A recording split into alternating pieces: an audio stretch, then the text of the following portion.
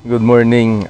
Gawa ulit tayong video. Natutuwa lang kasi ako ngayon dahil sa tagal-tagal ng panahon na namomroblema ako dun sa aircon nitong van. Ah, yung pala meron siyang leak na hindi makita-kita. At tawag dito, aksidente lang yung pagkatuklas ko nung leak niya. At nung Holy Week kasi pinaano ko to, pina-top up ko dahil feeling ko kulang yung refrigerant. Pero after 1 month, umokay yung lamig niya during nung Holy Week. Tapos nung after 1 month, pinalinis ko kasi feeling ko nga may butas. Ayun, sa evaporator, nagpalit na evaporator dahil butas daw. Tapos binalik. Pagkatapos linisin, pag uwi ko dito sa bahay, hindi ako masaya. Kahit bagong linis, bagong kabit, nung pagbagong refill nung refrigerant, tawag mo dito, hindi masaya. Tapos after 1 month nung nilinis, sabi ko ba't ganun? Pag tirikang araw, pangit ang lamig, matagal bumuelo. Pero pag gabi okay siya. At pinatignan ko sa tropa, ay, mali pala. Gaya ko sa biyahe, sisilipin ko lang yung coolant. May coolant dito, yung coolant, nasaan na ba yun?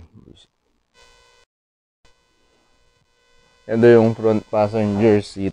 Yan. Sa ilalim niyan, nandito yung coolant reservoir. Tapos, sisilipin ko coolant reservoir. Napansin ko yung isang fitting nagbabasa. Ilalagay ko dyan picture. Yun, sakto. Yun yung low side pababa. Galing rear AC, pababang ganun. Low side, papunta ngayon siya sa suction ng compressor. Basang-basa. Sabi ko patay, ito na yung leak na hindi makita-kita.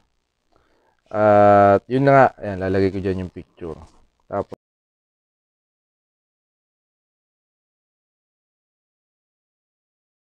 nandito yung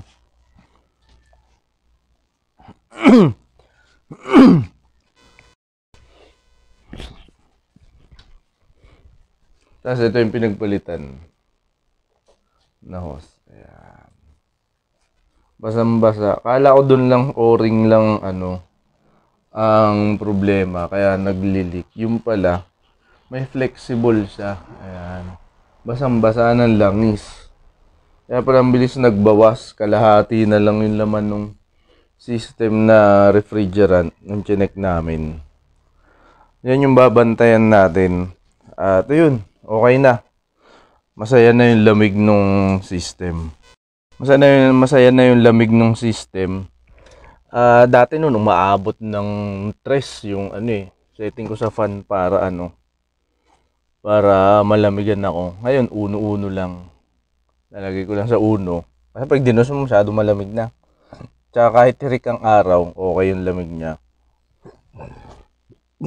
Kahit sa likod, uno lang. Tapos, ang babantayan natin, may isa pang flexible hose dito eh. Ayun oh. Yan. Yan yung suction ng compressor. Dapat, hindi siya malangis. Ayan, maalikabok lang yan eh. Galing sa biyahe kahapon. At itong makina. Sorry. Kagigising ko lang eh. Excited. Excited lang gumawa ng vlog para makatulong din sa ating kapwa na naka Nissan Urbante D27 Escapade. Yan. At yun din. Sinilip na rin kasi nung tropa na mekaniko. Yung ibuong ilalim, walang nagbabasa. Walang ibang leak. Yan. Tapos, ang siste,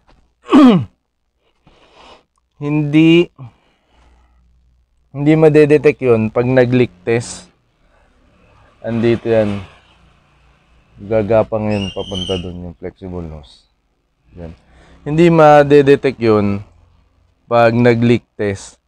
Kasi pag kinargahan mo ng nitrogen, lagyan mo ng pressure yung system, ang magkakaroon lang ng pressure itong system ng nasa harapan. Kasi meron tong hindi kita. Meron niyang solenoid dun sa ilalim na kinokontrol ng switch no rear AC switch. Pag hindi naka-switch on yun, normally closed yung solenoid dito sa baba. Kaya kapag nag-on ka ng aircon, pati yung pag-on mo nung switch dun sa likod, may marinig kang yun, ibig sabihin nun, pumapasok na yung refrigerant dun sa system papunta sa rear high pressure side nakakabit. Nagkakarga tayo ng pag nagkarga tayo ng nitrogen sa system, malalak siya, hindi lock. Hindi papasok yung nitrogen papunta dun sa system sa likod. Kaya hindi magbabawas ng pressure kung sakasakaling may leak. Yun nga, hindi namin na-detect nun. Sabi nung tropa, buksan mo yung aircon kahit patay yung makina, saglit lang para hindi madiskarga yung baterya. Ayun, nagbawas. Positive. Mura lang naman. Yung hose assembly na yun nasa 700. Mura lang naman. Yung hose assembly niya 700 plus. Dalawang fittings, tapos yung cup na ikikrim, yung pa-crimp, tsaka yung hose. Nasa 700 lang siya lahat. Ayun, masaya na ulit. Masarap na uling gamitin yung van. Kahapon nga, katatapos lang ng biyahe. Sabi ko, wag muna umulan eh. Papakita ko yung picture nung nasa sa express. Sabi ko, wag muna umulan. Papunta akong Batangas kasi kawawa naman yung senior. Baka pag pauwi, masyadong lamigin. Ayun, nanginginig na nga yung sakay ko. Kawawa naman. Yun. Sana makatulong sa inyo. At pag gano'n na lang, pag yung tip dun, pag hindi masyado lumalamig yung aircon nyo, baka mayroong leak na nakatago na hindi makita ng technician. Dapat ang linya ng aircon, normally siya, hindi siya malangis at hindi nagbabasa. Kasi pag nagbasa, naglangis, ayun, naglilik na yung refrigerant nyo. Okay, bye-bye.